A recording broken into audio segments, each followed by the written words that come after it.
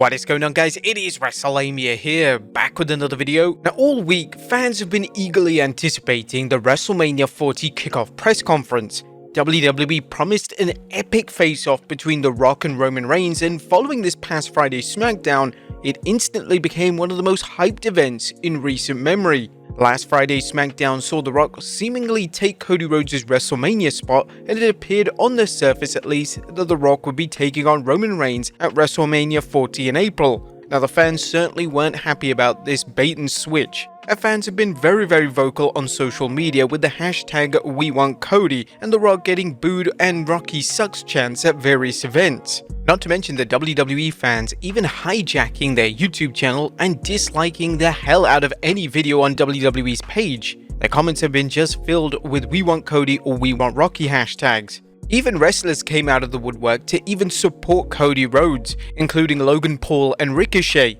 This whole story behind Cody Rhodes wanting to finish the story has just gone completely viral.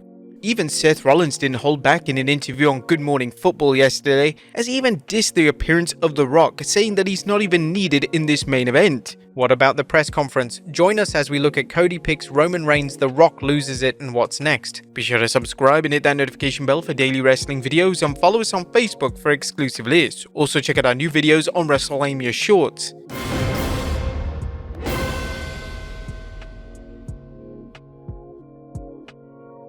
Of course, the press conference started off with a returning Big E, Pat McAfee, Michael Cole, and CM Punk. And you know, whenever CM Punk is doing commentary, you know it's gonna be damn good. The likes of Bianca Belair, Rhea Ripley, where even Becky Lynch came out and even teased a match between Mommy vs. The Man at WrestleMania 40, and World Heavyweight Champion Seth Rollins all came out.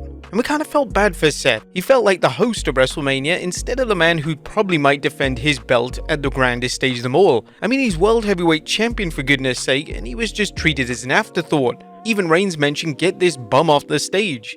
I mean, the cooking of Seth was just so unnecessary at this point. But of course, we were here for what we all wanted to see, the WrestleMania press conference answering the question of whether or not WWE would continue their plans for Reigns vs. Rock, or would they pivot due to the negative backlash and implement a new creative direction. Now, as we mentioned before, the press conference was hosted by Cole, McAfee, Big E, and CM Punk, and Big E and Punk especially did a great job in bringing a sense of realism towards the event, and Big E showed fans that he has all the tools to be a fantastic commentator when he eventually retires, and if he can't come back to wrestling.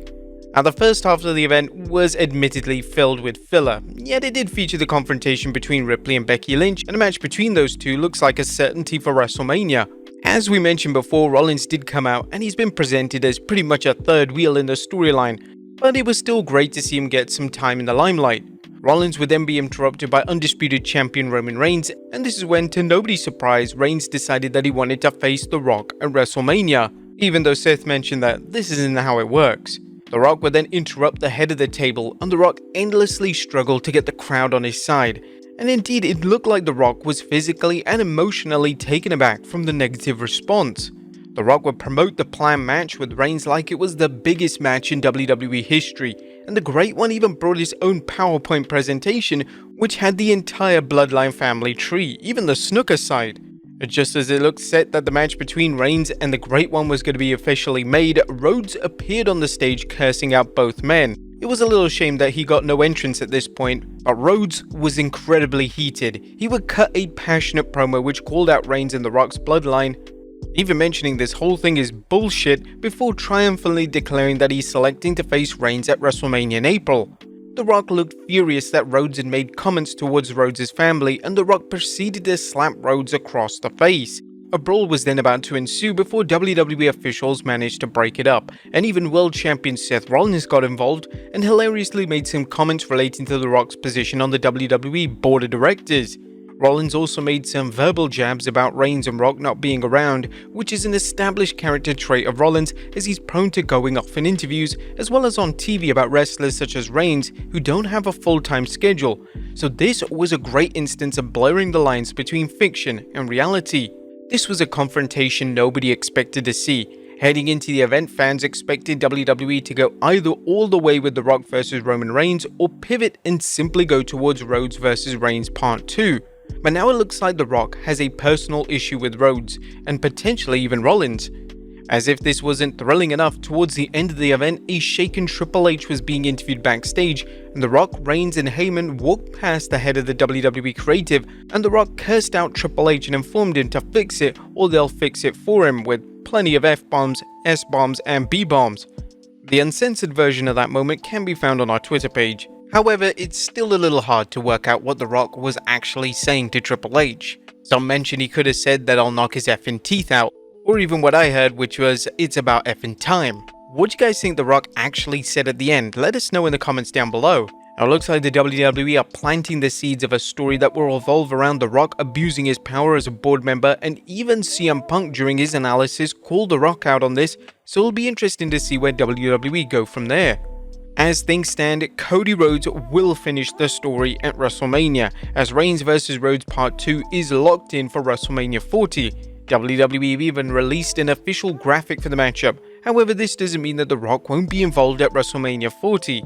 It still seems likely that Reigns vs The Rock does occur at WrestleMania, and with WrestleMania being a two-night event, this can result in Reigns vs The Rock happening on one night, whilst Reigns vs Rhodes Part 2 happens on the other.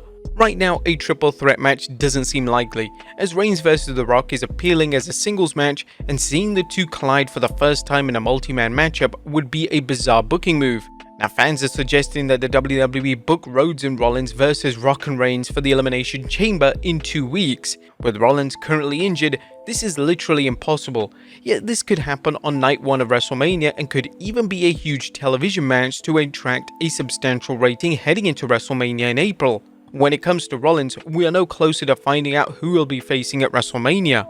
Rollins has been pushed endlessly to face Rhodes both on TV and social media, and with Rhodes picking Reigns, this has left Rollins in a very awkward position. Based on the direction on TV, it looks like Drew McIntyre and Sami Zayn may enter the picture, and a triple threat match may be on the horizon for the grandest stage of them all. The WrestleMania 40 press conference was chaotic, and it was everything a WWE fan could want out of an event of this nature. When reports surfaced that WWE were taking their product in a more sports-style direction, this is clearly what the reports meant. The reaction to the event, particularly the closing segment, has been universally positive across the board, and one thing is abundantly clear: we are in for one heck of a WrestleMania season. But it also seems that we're now getting a heel version of The Rock. The Rock managed to slap Cody right on the face, but honestly, I don't even think this is even 10% of The Rock being a fully fledged heel. I'll actually wait to see what 100% Rock being a heel would be like on WWE television in 2024. But what do you guys think of these plans? Let us know in the comments down below, and I'll see you next time with some more wrestling content.